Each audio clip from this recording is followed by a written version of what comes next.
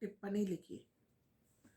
न्यायिक पुनरावलोकन का आशय न्यायालयों की उस शक्ति से है जिसमें वे व्यवस्थापिका और कार्यपालिका के कार्यों और कानूनों की संवैधानिक पुष्टि से पुनः परीक्षा कर सकें, और यदि वे कार्य देश में परिवर्तित संविधान के किसी प्रावधान के प्रतिकूल हो तो उन्हें शून्य या अवैध घोषित कर सकते हैं।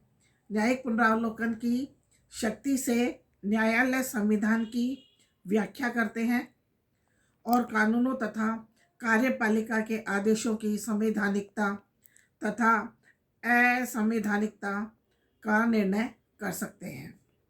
साधारण शब्दों में न्यायिक पुनरावलोकन का अर्थ है व्यवस्थापिका व कार्यपालिका द्वारा बनाए गए विधि की जांच अगर न्यायपालिका कर सके तो वह न्यायिक पुनरावलोकन है। पुनरावलोकन इस अर्थ में कि उपलब्ध कानूनों को पहले कार्यपालिका व्यवस्थापिका ने जांच परख कर तैयार किया है, अब पुनः उसी विधि की जांच न्यायपालिका द्वारा की जाती है तो वह न्यायिक पुनरावलोकन कहलाता है। परिभाषाएं और अर्थ।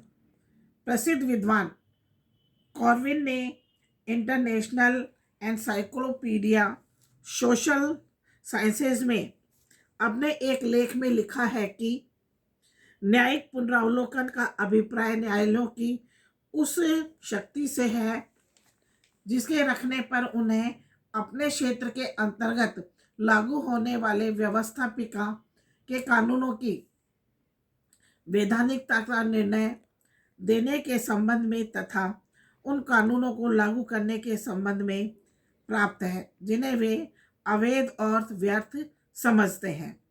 पिनाक और स्मृति ने इसकी परिभाषा देते हुए कहा है, इसके अंतर्गत न्यायालयों को संविधान की व्याख्या करने तथा व्यवस्थापिका कार्यपालिका व प्रशासन के उन कार्यों को जो संविधान के प्रतिकूल हो निरस्त करने की शक्ति प्राप्त है। M.V. पायली ने अपनी पुस्तक कॉन्स्टिट्यूशनल गवर्नमेंट इन इंडिया में न्यायिक पुनरावलोकन की परिभाषा देते हुए लिखा है कि यह न्यायालय की वह क्षमता है जिससे वह व्यवस्थापन कार्यों की वैधानिकता की जांच करती है। न्यायिक पुनरावलोकन की उत्पत्ति। इसकी उत्पत्ति सामान्यतः अमेरिका से संबंधित मानी जाती है, किंतु पिनाक और स्मृति ने न्यायिक पुनरावलोकन के विचार की उत्पत्ति ब्रिटेन में मानी है, किंतु इस बारे में कोई मतभेद नहीं है कि न्यायिक पुनरावलोकन को सर्वप्रथम अमेरिका में ही निष्पादित किया गया था। 1808 में अमेरिका के भूतपूर्व न्यायाधीश मार्शल ने मॉरबरी बनाम मेडिसन नामक विख्यात वाद में प्रथम बार न्यायिक पुनरावलोकन की शक्ति की प्रस्थापना की थी। अपने निर्णय में माननीय न्यायाधीश ने यह कहा कि लिखित अंचल और सर्वोत्तम संविधान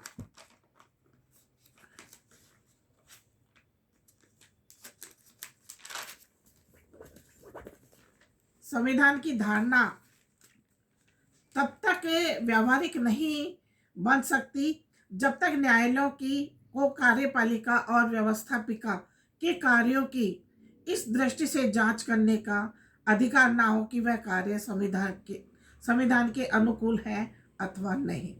इस प्रकार न्यायिक पुनरावलोकन की शक्ति का इस निर्णय के पश्चात अन्य देशों में भी प्रसार हुआ था। इस तथ्य का उल्लेख करना आवश्यक है कि न्यायिक पुनरावलोकन की यह शक्ति केवल उन्हीं देशों में न्यायपालिका को प्राप्त मिलती है जहां लिखित संविधान है। लिखित और अचल संविधान तथा सर्वोच्च और स्वतंत्र न्यायपालिका न्यायिक पुनरावलोकन की पूर्व अपेक्षा मानी जा सकती है, किंतु हर लिखित और अचल संविधान में न्यायिक पुनरावलोकन की व्यवस्था अनिवार्यता नहीं होती है।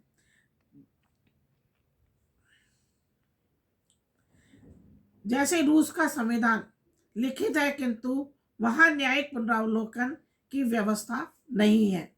लिखित संविधान वाले देशों में न्यायिक पुनरावलोकन का भारी महत्व है। न्यायिक पुनरावलोकन की यह शक्ति एक और जहां व्यवस्थापिका और कार्यपालिका की रक्षा करने में भी महत्वपूर्ण योगदान देती है। भारत में न्यायिक पुनरावलोकन।